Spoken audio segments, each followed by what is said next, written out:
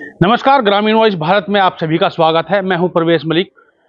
साथियों, बताना चाहूंगा कि भारतीय जनता पार्टी ने लोकसभा चुनाव 2024 से पहले अपना जो टारगेट था अब की बार 400 पार वो फिक्स कर लिया है, जिसके चलते भारतीय जनता पार्टी जो किसान मोर्चा है वो मुजफ्फरनगर से एक ग्राम परिक्रमा यात्रा शुरू करने जा रहा है, जिसका शुभारंभ कल उत्तर प्रदेश के मुख्यमंत्री योगी आदित्यनाथ और भारतीय जनता पार्टी के राष्ट्रीय अध्यक्ष जेपी नड्डा जी करेंगे।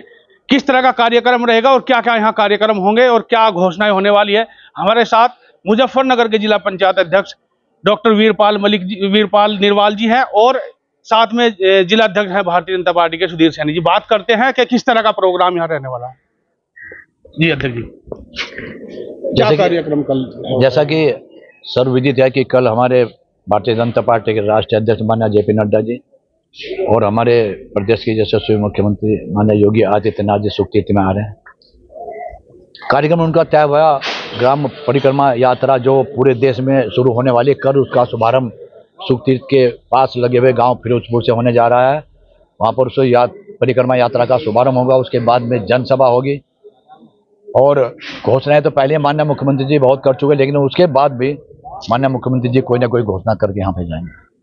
साहब, जो मुझे सुख तीर्थ को क्यों चुना गया, जो क्योंकि देश है बहुत बड़े और भी धार्मिक स्थल हैं, तो इसके लिए मुजफ्फरनगर का जो तीर्थ है इसको क्यों चुना गया? देश में जितने भी तीर्थ हैं वो तीर्थ या तो नगर या बड़े बड़े शहर हैं, लेकिन ये सुख तीर्थ एक गाँव है। उस गाँव के इसका नाम भी ग्राम परिक्रमा रखा गया, तो उसके लिए नहीं उन्होंने इस गाँव को चुना, सुख तीर्थ को। और बहुत प्रसिद्ध महाभारत कालीन, जैसे मैंने बताया, बहुत प्रसिद्ध स्थान है।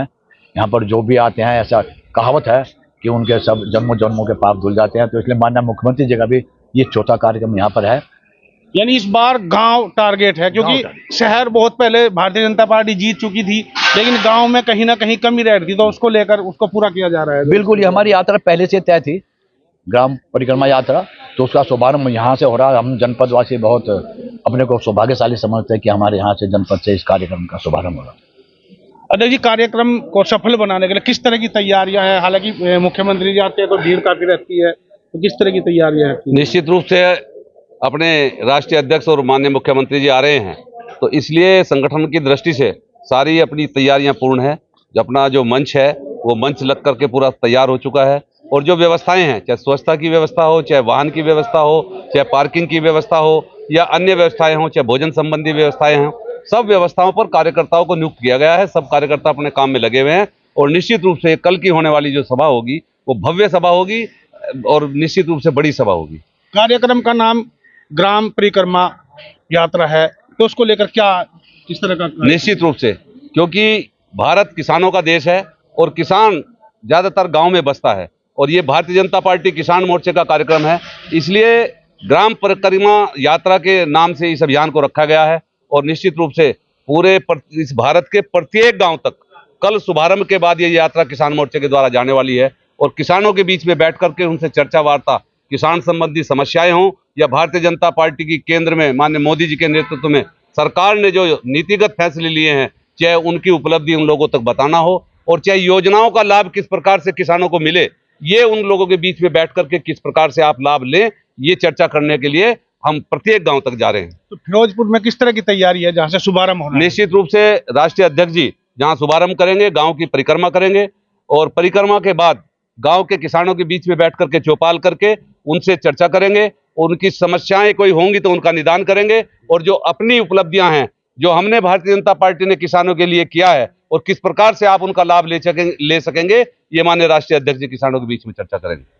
बात करेंगे जो किसानों की पार्टी कही जाती थी और राष्ट्रीय लोकदल, वो भी आपके साथ समझौते में आ रहे हैं, तो क्या आजादी से लगा के आज तक जितनी भी पार्टियां रही हैं, चाहे वो केंद्र में रही हों चाहे प्रदेश में रही हों, कहा सभी ने दम भरा है कि हम किसानों की पार्टी हैं, लेकिन किया किसी ने कुछ नहीं।